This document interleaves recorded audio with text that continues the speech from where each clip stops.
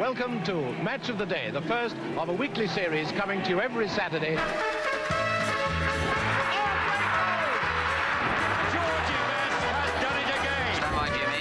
Welcome to Match of the Day. Look at his face! Just look at his face! Look at that! Oh, look at that! Unbelievable! You can't win anything with kids. Great touch by Banter! Absolutely magnificent! Sergio Aguero!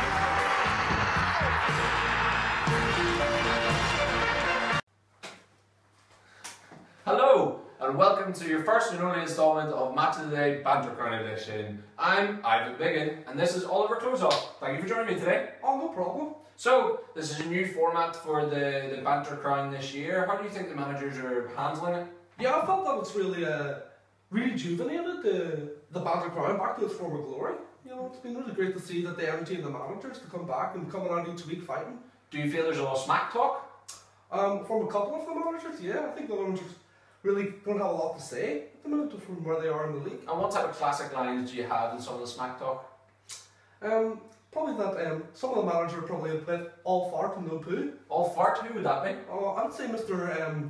Ed Frame. All fart, no poo. All fart and no poo. So here it is, the league table. If you could just talk us through, Oliver, the table as it stands now and how it's also changed over the season. Yeah, you can tell by just, if we look at the bottom of the table first, we can just see Mutant Ninja Skirtles, you know, the manager Craig Donaldson.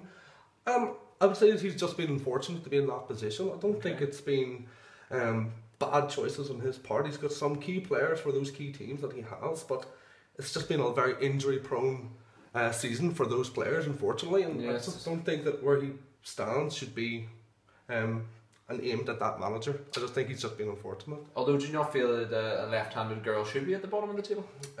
Possibly. Possibly. Possibly. So we just have a little look at Daisy Cutter. The manager, Jason Blunt, I feel has a lot to speak for this season. He spent 100 million on those players. Some of them should have maybe been doing better, but I would say that he's taken a lot of risks this season on some of the players that he's taken. Do you think this is the only aspect of his life where he takes risk, or is he risky anywhere else? Oh no, I think he's probably risky in a lot of different positions, I would say. He likes a lot of positions that are a wee bit risky? I would say what so. What about yeah. particular areas? Do you think any room in particular he likes to be a wee bit risky in? I don't think so. I think risky positions anywhere, anytime. So he likes it anywhere, okay. Yeah. And if we just have a look at Stephen Kiwi Robinson here, how do you think he's performed so far? I just feel that risky for Busquets came out of the firing blocks with a good solid win at the start of the season, but ever since he just hasn't been able to keep it up. It's just been disappointed for him, his players and his fans. Do you think it's affected any relationships in the locker room, or? Oh, undoubtedly, I would say it probably has affected the locker room quite well, and with his team, I would say it's probably put quite a downer this season. We actually have a clip here just from his physio. It's affected our relationship for a long time. He's never had the stamina to keep it up long enough for us to score. We just have a wee look here at our top 4 heavyweights at the minute that are currently in the running for playoff football. You can see that there's only 7 points between the 4 teams, with Crystal Palace on a mighty 43 points. But as I say, it's closer in the minute, still a lot of the season left. But if we just have a look here at the top players of each of those teams, you can see that each of those players have been their biggest point scorers, so it's been easy captain choices for those players, and hopefully that they'll make the wise decision to maybe keep those players in through the transfer season, but you never know, somebody could be a little bit more risque.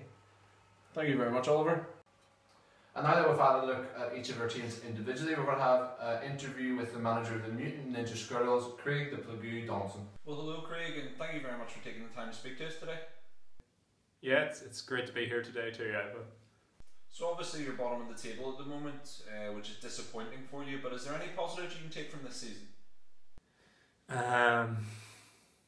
Positive wise, probably keeper department I feel has went quite well, but that's probably it so far. That's the only real positive out of the whole. Yeah, I can't really. No. Being your only positive, then who would your star player be? Oh well, it's definitely Hugo Lloris. He's a beast, best player of the team by miles. Do you know what his point score is at the moment? I've no idea. 82. Yeah, that's that sums up my season, I would say. So bearing in mind your current position in the table, what do you see your chances of winning the Banter Crown as? I would say very high. Well, you have a chance to turn your season around with the draft coming up. Is there any tactics that you have going into it?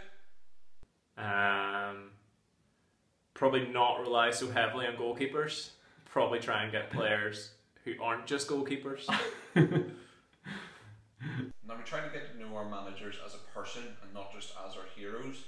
So I have a couple of personal questions for you. There's a lot of rumours going around. Would you just be able to clarify what sex is it that you actually fancy? Probably boys. Are you sure? Yeah. Obviously, recently married, you're enjoying having your L plates on in the bedroom, so we say. But is there any serious injuries you've ever picked up from a moment of passion? I've probably twisted my ankle 3 or 4 times, so... Was that all during one night? No, thankfully. Though I did continue to play one of the times, and just didn't take my boot off and let it swell. So that was fun.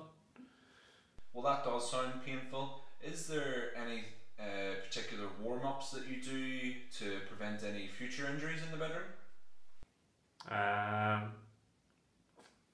Probably just run about a bit and then do some stretches. I like jumping. Jumping's good. And the final question we have for you is there any times that you've been surprised that you've actually got turned on an occasion? Well, I'd say there's probably been, I can think of maybe 3 occasions. One was a curly-haired freak called Owen. Probably grabbed me in the backside a few times.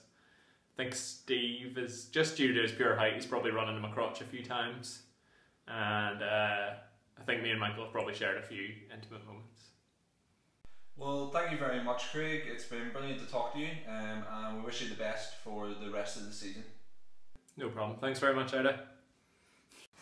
Well, that's almost us for today. Just want to have a quick look at Too Good, Too Bad. First up, we have Lallana's double, which brought a 20-point deficit back for Craig the Plagoo Donaldson versus Crystal Fallis at the top of the table.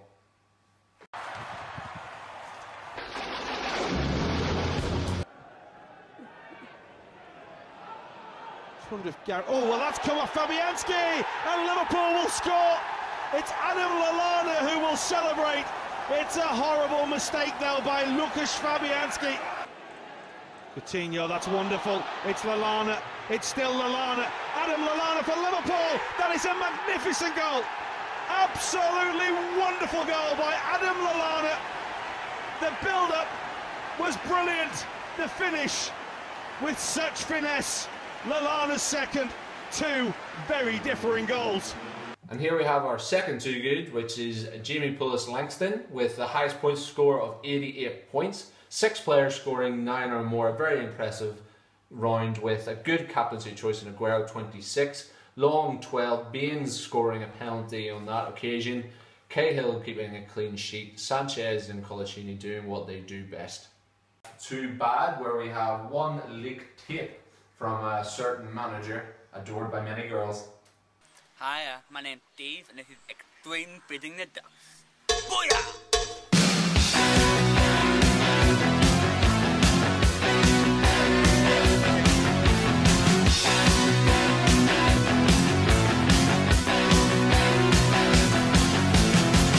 Everyone's watching to see what you do. Everyone's looking at you. And here we have another Too Bad situation where we have the lowest game of all. We have 13 versus 14 points, and we cannot believe that Daisy Cutter actually came out with 3 points on a win on that occasion. Are you just... Okay, that's everything from us today, folks. Thank you all for joining me. Thank you for all your insight. And just for all those managers out there, just remember, if you're not in a position to finish, you're not going to score. Well, that's a wrap. That was some bit of crack.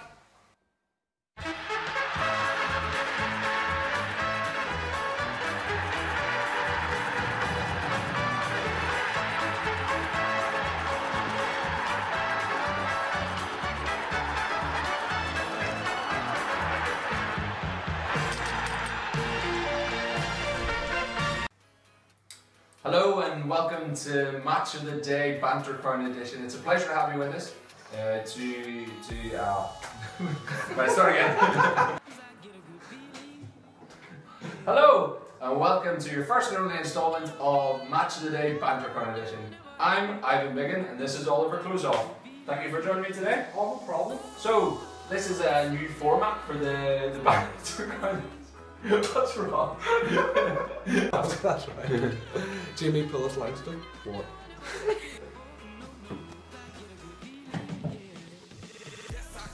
Okay, that's almost us for today. First, we're just going to have a wee quick look at Too Good, Too Bad. First up, we have Lallana's double, which won Craig the Don Donaldson. So we just have a look at Daisy Filter. We just look at the top four here. Right here. And here we have our second Too Good, which is the highest points total of 88 points by Jamie Pillis. Here we have a high scoring game with 5 players scoring more than 9 or more. Crazy, I'm not 6. Right, yeah, starting. Right, so You know, it's just the way that we have marbles to be playing.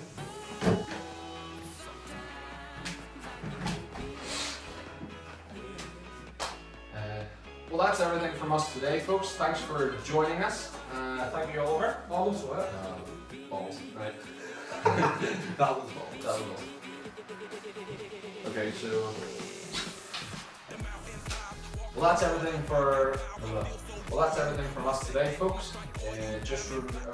Thank you.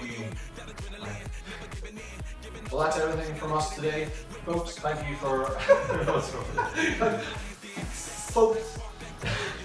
Hiya, my name. Yeah.